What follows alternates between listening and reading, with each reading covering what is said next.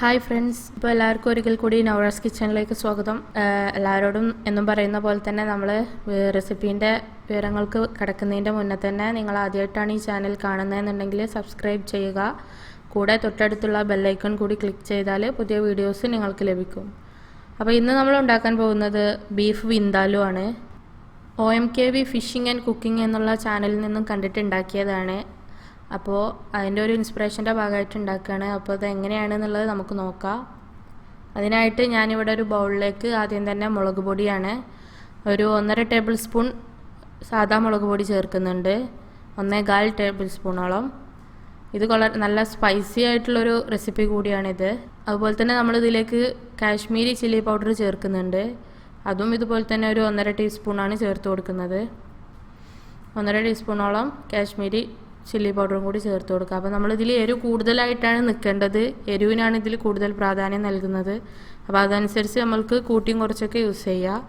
അതുപോലെ തന്നെ ഞാനിതിലേക്ക് മല്ലിപ്പൊടി ചേർക്കുന്നുണ്ട്, ഒരു 1.5 ടേബിൾ സ്പൂണോളം മല്ലിപ്പൊടി. അപ്പോൾ ഇതൊക്കെ ഒരു 1.5 ടേബിൾ സ്പൂൺ ആയിട്ടാണ് ഞാൻ എടുത്തിട്ടുള്ളത്. ഇത് ഞാനൊരു 3/4 കിലോ ബീഫിലേക്കുള്ള അളവാണ് ഈ കാണിക്കുന്നത്. ഇനി ഞാനിതിനെ കുറച്ച് വെള്ളം ചേർത്തിട്ട് നല്ലോണം ഇങ്ങനെ മസാല പുരട്ടിയിട്ട് വെക്കുന്നുണ്ട്, കുറച്ച് ടൈറ്റായിട്ടുള്ള രൂപത്തിൽ തന്നെ, ഒരുപാട് വെള്ളത്തിലല്ല. അപ്പോൾ ഇതൊന്ന് കുതിർന്ന് വരും. നമ്മൾ കുക്കിങ്ങിന് തുടങ്ങിയതിൻ്റെ മുന്നേ ഇതിങ്ങനെ റെഡിയാക്കി വെച്ചാൽ ഇതാദ്യം ഒന്ന് അവിടെ കുതിർന്ന് റെഡിയായി വന്നോളും. അപ്പോൾ ഇങ്ങനെ നമ്മൾ ആദ്യം തയ്യാറാക്കിയെടുക്കുക.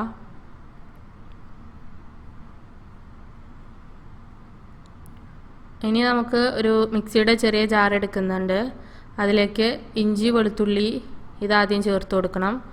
ഞാനിവര് 4 പീസ് ഇഞ്ചി എടുത്തിട്ടുണ്ട്, അതുപോലെ തന്നെ ഒരു 5 അല്ലി വെളുത്തുള്ളി എടുത്തിട്ടുണ്ട്. ഇതാണ് പിന്നെ ഇതിലെ മെയിൻ ഇൻഗ്രീഡിയൻ്റ് ആയി വരുന്നത്, മുരിങ്ങയുടെ തോലാണ്.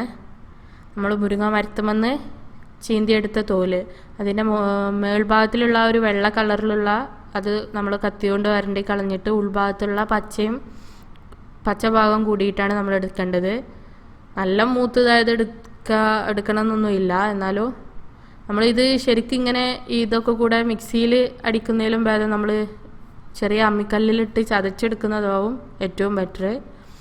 അപ്പോൾ ഞാനിതിലേക്ക് 1/4 ടീസ്പൂൺ കടുക് ചേർത്തു, അതുപോലെ തന്നെ 1/4 ടീസ്പൂൺ വലിയ ജീരകം, നല്ല ജീരകം ചേർത്തിട്ടുണ്ട്, വലിയ ജീരകം, അതും കൂടെ ചേർത്തിട്ട് നല്ലോണം ഇതുപോലെ മിക്സിയിൽ കാണുന്ന പോലെ ചതച്ചെടുത്തതാണ്. അതുകൊണ്ട് ചതഞ്ഞ് കിട്ടാനും മുരിങ്ങയുടെ ഇത് ചതഞ്ഞ് കിട്ടാൻ കുറച്ച് പണിയെടുക്കും.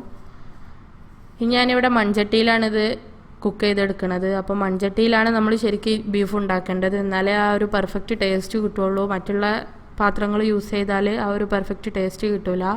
അപ്പോൾ മൺചട്ടി വെക്കുന്ന സമയത്ത് നിങ്ങൾ മറ്റേ സാധാ വിറകടുപ്പുള്ളതാണെന്നുണ്ടെങ്കിൽ അതിൽ തന്നെ വെച്ച് കുക്ക് ചെയ്യാൻ ശ്രമിക്കുക. ഇവിടെ ഇപ്പോൾ ഗ്യാസ് മാത്രമേ ഉള്ളൂ, അതുകൊണ്ട് ഞാൻ ഇതിൽ ചെയ്യുന്നത്. മൺചട്ടിക്ക് നല്ലതും നമ്മുടെ സാധാ വിറകടുപ്പിൽ ചെയ്തെടുക്കുന്നതാണ്. അപ്പോൾ ഞാനിതിലേക്ക് പാകത്തിന് വെളിച്ചെണ്ണ ചേർത്തിട്ടുണ്ട്. വെളിച്ചെണ്ണ ചേർത്തിട്ട് നല്ലോണം വെളിച്ചെണ്ണ ചൂടായി വരട്ടെ. ഇപ്പോൾ വെളിച്ചെണ്ണ നല്ല ചൂടായിട്ടുണ്ട്. അതിലേക്ക് ഞാൻ ഉലുവ ചേർത്ത് കൊടുക്കുകയാണ്. അതുപോലെ തന്നെ നമ്മൾ നേരത്തെ ചതച്ച് മാറ്റി വെച്ച നമ്മുടെ ആ ഒരു ഇഞ്ചി വെളുത്തുള്ളിയൊക്കെ കൂടിയ ആ ഒരു കൂട്ട് ഞാൻ ഇതിലേക്ക് ചേർത്തിട്ടുണ്ട്. അതാണ് നമ്മൾ ആദ്യം വെളിച്ചെണ്ണയിലേക്ക് ചേർക്കണം, ഉള്ളി ചേർക്കുന്നതിൻ്റെ മുന്നേ. അതിനെ നല്ലോണം മൂപ്പിച്ച് റെഡിയാക്കി എടുക്കുക. അത് നല്ല മൂത്ത് വരണം. അപ്പം നമ്മൾ തീയൊക്കെ അഡ്ജസ്റ്റ് ചെയ്ത് വെക്കണം ചട്ടിക്ക്, ഒരുപാട് കൂടുതലായിട്ട് നിൽക്കരുത്. ഇനി കൂടുതലാണെന്നുണ്ടെങ്കിലും നമ്മൾ പെട്ടെന്ന് ഇളക്കി കൊടുക്കണം, കാരണം ഇത് ഇഞ്ചിയും വെളുത്തുള്ളിയൊക്കെ പെട്ടെന്ന് ചട്ടിയുടെ അടി പിടിക്കാൻ ചാൻസ് ഉണ്ട്. നല്ലോണം മൂത്തിട്ട് അതിൻ്റെ മണമൊക്കെ പോയിട്ട് നല്ലൊരു ബ്രൗൺ കളർ ആവുന്ന അതുവരെ നമ്മളിതിനെ ഇളക്കി കൊടുക്കണം.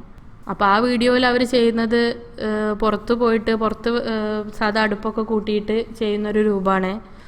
അപ്പോൾ അത്ര തന്നെ പെർഫെക്റ്റ് അല്ലെങ്കിലും നമ്മൾ അതിൻ്റെ ഏകദേശം അടുത്തേക്കൊക്കെ എത്താൻ നോക്കിയിട്ടുണ്ട്. അത് കണ്ട് കഴിച്ചപ്പോൾ ഞങ്ങൾക്കൊരു കൂടുതൽ ടേസ്റ്റ് തോന്നി, അതുകൊണ്ടാണ് ഇത് ഉണ്ടാക്കാൻ ഒരുങ്ങിയത് തന്നെ. അപ്പോൾ ഇതിലേക്ക് ഞാൻ വലിയ ഉള്ളി ചേർത്ത് കൊടുക്കുന്നുണ്ട്. ഞാനൊരു 1.5 വലിയ ഉള്ളി എടുത്തിട്ടുണ്ട്, 2 വലിയ ഉള്ളി തന്നെ എന്ന് പറയാം. അതിൻ്റെ പകുതി ഞാൻ ഇതിലേക്ക് ചേർത്ത് കൊടുത്തിട്ടുണ്ട്, പകുതി നമ്മൾ മാറ്റി വെക്കുകയാണ്. പകുതി ബീഫ് ഒരു 3/4 ഭാഗമൊക്കെ വെന്ത ശേഷം മാത്രമേ നമ്മൾ അതിലേക്ക് ചേർത്ത് കൊടുക്കുകയുള്ളൂ. അപ്പോൾ ഈ ആദ്യം ചേർത്ത ഉള്ളി നല്ലോണം ഇതിൽ കിടന്നിട്ട് വഴറ്റിയെടുക്കണം.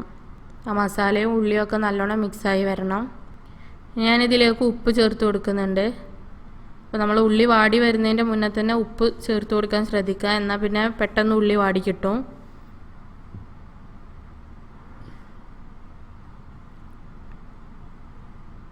അതുപോലെ തന്നെ പച്ചമുളക്, ഒരു 2 പച്ചമുളക് ഞാനിതിലേക്ക് എടുത്തിട്ടുണ്ട്. അപ്പോൾ അതുപോലെ കുറച്ച് കറിവേപ്പിലയും കൂടി ചേർത്തിട്ടുണ്ട്. അപ്പോൾ നിങ്ങൾ ഇതുപോലെ ചേർത്ത് കൊടുക്കുന്ന സമയത്ത് ഇതിൽ നിങ്ങൾ ഉപയോഗിക്കുന്ന ബീഫിൻ്റെ അളവ് കൂടുതലാണെന്നുണ്ടെങ്കിൽ ഈ മസാലക്കൂട്ടും എല്ലാം നിങ്ങൾ കൂടുതലാക്കി ഉപയോഗിക്കുക. അപ്പോൾ അവരുടെ വീഡിയോയിൽ അവർ 2 കിലോ ബീഫിനുള്ളതാണ് കാണിച്ചിരുന്നത്. അപ്പോൾ ഞാനതിൽ നിന്നും കുറച്ചാണ്, ഇത് നമ്മൾ മെമ്പേഴ്സ് കുറച്ചായതുകൊണ്ട് അതനുസരിച്ച് കുറച്ചാണ് യൂസ് ചെയ്തിട്ടുള്ളത്. ഇപ്പോൾ ഉള്ളി ഏകദേശമൊക്കെ നല്ലങ്ങനെ വഴന്ന് വരുന്നുണ്ട്. നമ്മൾ ഈ റെസിപ്പി നമ്മൾ 2 ദിവസം വെച്ച് ചെയ്യുന്ന റെസിപ്പിയാണ്. അപ്പോൾ പെട്ടെന്ന് നമ്മൾ ആരെങ്കിലുമൊക്കെ വരുമ്പോഴത്തേന് ബീഫ് വീട്ടിലിരിക്കുന്നുണ്ട് അങ്ങനെ ഉണ്ടാക്കാൻ വെച്ചാൽ ഈ ഒരു റെസിപ്പി അങ്ങനെ തയ്യാറാക്കി എടുക്കാൻ പറ്റും. പക്ഷേ അതിൻ്റെ ആ ഒരു പെർഫെക്റ്റ് ടേസ്റ്റ് കിട്ടണമെന്നുണ്ടെങ്കിൽ 2 ദിവസം തന്നെ പിടിക്കണം. അങ്ങനെ ചെയ്ത് കഴിഞ്ഞാൽ നമുക്ക് നല്ലൊരു ടേസ്റ്റ് തന്നെ കിട്ടുന്നുള്ളൂ. അപ്പോൾ ഉള്ളിയൊക്കെ ഇവിടെ നന്നായിട്ട് വാടി വന്നിട്ടുണ്ട്. ഇനി അപ്പോൾ നമ്മൾ നേരത്തെ തയ്യാറാക്കി ഫസ്റ്റിൽ നമ്മൾ മാറ്റി വെച്ച മസാല ഇതിലേക്ക് ചേർത്ത് കൊടുക്കുക. ആ മുളക് പൊടി മുളക് പൊടി 2 ഐറ്റം മുളക് പൊടിയും അതുപോലെ മല്ലിപ്പൊടിയും കൂടി ചേർത്തിട്ട് മിക്സാക്കി വെച്ചത്. അത് നമ്മൾ ഫസ്റ്റിൽ തന്നെ ചേർത്ത് വെക്കാൻ ശ്രദ്ധിക്കണം. ഇത് കുക്കിങ്ങിൻ്റെ നേരത്ത് വെച്ച് ചെയ്യരുത്, ഉള്ളി വാട്ടിൽ തുടങ്ങിയതിൻ്റെ ശേഷം ചെയ്യരുത്. ആദ്യം തന്നെ ചെയ്ത് വെച്ചാൽ അത് ഒന്ന് കുതിർന്ന് കിട്ടും, അതിന് വേണ്ടിയിട്ടാണ്. ഇനി ഇതിൽ കിടന്നിട്ട് അതിനെ ഒന്ന് നമുക്ക് മൂപ്പിച്ചെടുക്കുക, ആ ഉള്ളിയിലൊക്കെ മിക്സാക്കിയിട്ട്. അപ്പോൾ ഇത് നല്ലോണം മിക്സായി വന്നിട്ടുണ്ട്. ഇതാ ഈ ഒരു രൂപത്തിൽ നമ്മൾ ഉള്ളിയും ഇതെല്ലാം മിക്സാക്കി എടുക്കണം. അപ്പോൾ ഉള്ളി നല്ല വഴന്ന് റെഡി ആയതുകൊണ്ടാണ് നമ്മൾ അങ്ങനെ എടുക്കുമ്പോൾ ഒറ്റ ഇതിൽ പോയിരുന്നത്. ഇനി ഞാൻ ഇതിലേക്ക് പാകത്തിന് വെള്ളം ഒഴിച്ചു കൊടുക്കണം. നമ്മളിത് ചട്ടിയിൽ വെച്ചിട്ട് തന്നെയാണ് ബീഫിനെ കുക്ക് ചെയ്തെടുക്കുന്നത്. അപ്പോൾ കുറച്ചധികം വെള്ളം ഒഴിക്കണം. നമ്മൾ ബീഫ് ശരിക്കും മുങ്ങി നിൽക്കുന്ന തരത്തിൽ വേണം നമ്മൾ വെള്ളം ചേർക്കാനായിട്ട്. അപ്പോൾ ആദ്യം വെള്ളം ചേർത്തിട്ട് അതിനെ ഒന്ന് മിക്സാക്കി എടുക്കുക.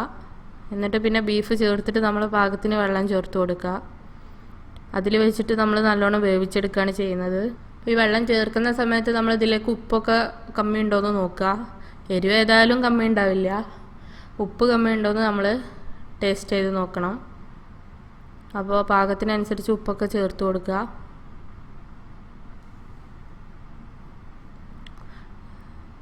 ഞാനിതിലേക്ക് കുറച്ചുകൂടി ഉപ്പ് ചേർത്തിട്ടുണ്ട്. നമ്മളപ്പോൾ ചേർത്തപ്പോൾ കുറവായിരുന്നു. ബീഫ് ചേർക്കുന്നതിൻ്റെ മുന്നേ തന്നെ നമ്മൾ ഉപ്പൊക്കെ ആ മസാലയിലെല്ലാം റെഡിയാക്കി എടുക്കണം. ഞാൻ അതിലേക്ക് കുറച്ചുകൂടെ വെള്ളം ചേർത്തിരുന്നത്, കാരണം ബീഫ് നമ്മളിതതിൽ നല്ലോണം കിടന്ന് കുക്കാവണം. അതിന് വേണ്ടിയിട്ട് ഞാൻ കുറച്ചും കൂടെ വെള്ളം അതിലേക്ക് ചേർത്തിട്ടുണ്ട്. വെള്ളം തിളക്കുന്നവരെ വെയിറ്റ് ചെയ്യൊന്നും വേണ്ട, നമുക്കിതിലേക്ക് നേരെ ബീഫ് ഇട്ട് കൊടുക്കാം. അപ്പോൾ ഞാനൊരു 1/2 കിലോ 3/4 കിലോയുടെ അടുത്തുള്ള ബീഫാണ്, അത് ഇതിലേക്ക് ചേർത്ത് കൊടുത്തിട്ടുണ്ട്.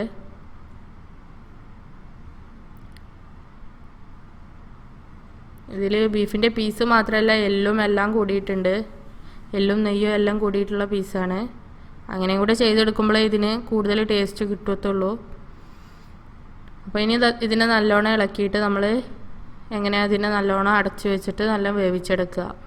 അതാണ് ഇതിൻ്റെ മെയിൻ രൂപം. ഇപ്പോൾ ഇതിൻ്റെ മേലെ നല്ലോണം വെള്ളം നല്ല മുങ്ങി നിൽക്കുന്നുണ്ട്.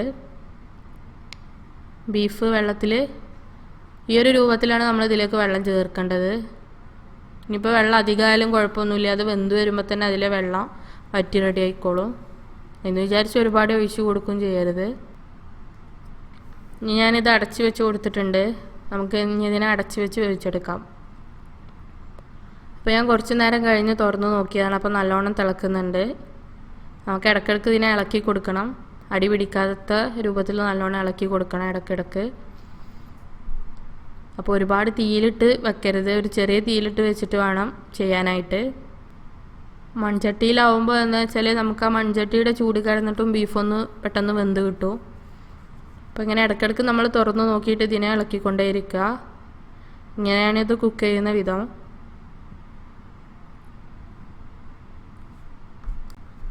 പിന്നെ നമ്മളിത് 1/4 ഭാഗത്തോളം വെന്തിട്ട് മാറ്റി വെക്കുകയാണ്. എന്നിട്ട് ബാക്കിയുള്ളത് പിറ്റേ ദിവസമാണ് വേവിക്കുന്നത്. പിന്നെ നമ്മൾ ഇതിലേക്ക് പുളിക്ക് നമ്മൾ തക്കാളി ഒന്നും ചേർത്തിട്ടില്ല. എന്നാൽ ഇതിൽ നമ്മൾ ഫസ്റ്റത്തെ ദിവസത്തെ കുക്കിംഗ് കഴിഞ്ഞിട്ട് നമ്മൾ ഓഫാക്കിയതിൻ്റെ ശേഷം ഏറ്റവും അവസാനമായിട്ട് സുർക്ക ചേർക്കുന്നുണ്ട്. അതിൽ ഏറ്റവും ഒഴിച്ചുകൂടാൻ പറ്റാത്തൊരു റെസിപ്പി തന്നെയാണ് ആ സുർക്ക എന്ന് പറയുന്നത്. അതിൽ നിർബന്ധമാണ് അത്. അതുപോലെ തന്നെ നമ്മൾ ചേർത്ത മുരിങ്ങയുടെ തോലും, അത് രണ്ടും ചേർത്തിട്ട് ഉണ്ടാക്കുമ്പോഴേ അതിൻ്റെ ആ ഒരു പെർഫെക്റ്റ് ടേസ്റ്റിൽ നമുക്കിത് കിട്ടത്തുള്ളൂ. അപ്പോൾ അതാ പറയുന്നത്, അവർ ചെയ്ത ആ ഒരു രൂപത്തിലേക്ക് നമ്മളിത് എത്തിയിട്ടില്ലെങ്കിലും എന്നാലും ഞങ്ങളിത് ഉണ്ടാക്കിയിട്ട് ഉണ്ടാക്കുന്ന സമയത്ത് വീഡിയോ എടുത്തു. എന്നിട്ട് കഴിച്ചിട്ട് നമുക്ക് ടേസ്റ്റ് ആണെന്ന് തോന്നിയപ്പോൾ നിങ്ങൾക്ക് കൂടെ ഇത് ഷെയർ ചെയ്യാമെന്ന് കരുതി. ഇപ്പോൾ നമ്മളിത് ബീഫൊക്കെ ഏകദേശം ഒരു പകുതി മുക്കാൽ ഭാഗത്തോളമൊക്കെ വെന്തിട്ടുണ്ട്. മുക്കാലല്ല, ഒരു പകുതി ഭാഗം വെന്തിട്ടുണ്ട്. ഇനി ഞാനിതിലേക്ക് നമ്മൾ നേരത്തെ മാറ്റി വെച്ച ബാക്കി ഉള്ളി ചേർത്ത് കൊടുക്കുകയാണ്.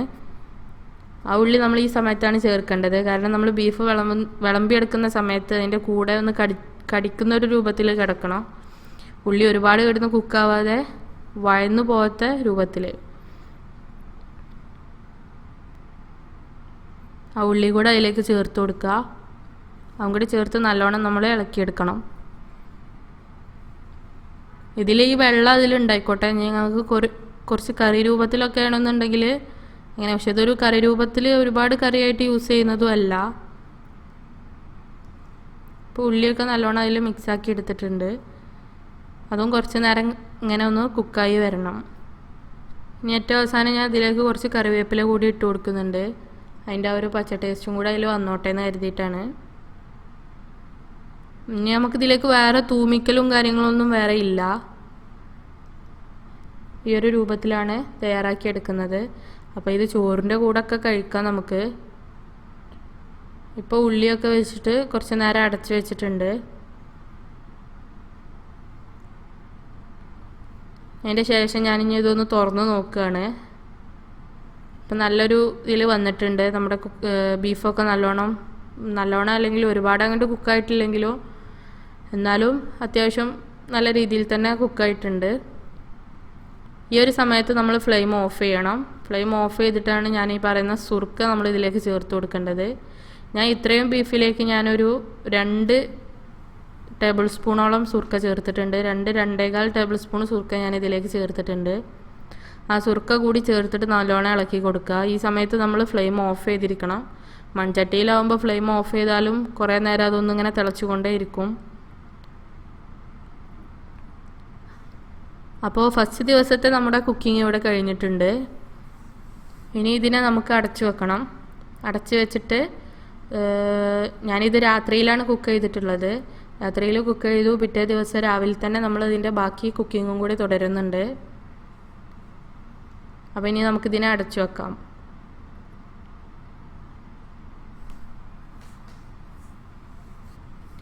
അങ്ങനെ ഞാൻ പിറ്റേ ദിവസം രാവിലെ ഇത് തുറന്നു. ഞാൻ ഫ്ലെയിം ഓൺ ചെയ്തു. ക്യാമറ ഓൺ ചെയ്യാൻ മറന്നിരുന്നു ആദ്യം കാണിച്ചു തരാൻ. അപ്പോൾ നിങ്ങൾ ആദ്യം ഇതിൽ ഞാൻ വീഡിയോ ഓൺ ആക്കിയപ്പോൾ ശ്രദ്ധിച്ചിട്ടുണ്ടാവും, ഇതിൻ്റെ കളറൊക്കെ ഒന്ന് ചേഞ്ചായി വന്നിട്ടുണ്ടായിരുന്നു. നല്ല റെഡ് കളർ അതിൻ്റെ മുകളിൽ ഇങ്ങനെ നിൽക്കുന്നുണ്ട്. ഇപ്പോൾ നല്ലോണം ആ ബീഫ് നമ്മൾ ആ ചൂടോടൊക്കെ അടച്ചു വെച്ചതുകൊണ്ടും പിന്നെ അതുമല്ല അതിലേക്ക് ആ സുർക്കയുടെ പുളിയൊക്കെ അങ്ങോട്ട് ചേർന്നപ്പോൾ നല്ല ടേസ്റ്റ് തന്നെയാണ് ബീഫ്. ഇപ്പോൾ നല്ല പെർഫെക്റ്റായി വന്നിട്ടുണ്ട്. ഇനി നമ്മളിത് കുറച്ച് നേരം ഒന്ന് വേവിച്ചെടുത്തിട്ട് നമുക്ക് സെർവ് ചെയ്യാവുന്നതാണ്. അത്ര നേരത്തെ പണിയേ ഉള്ളൂ.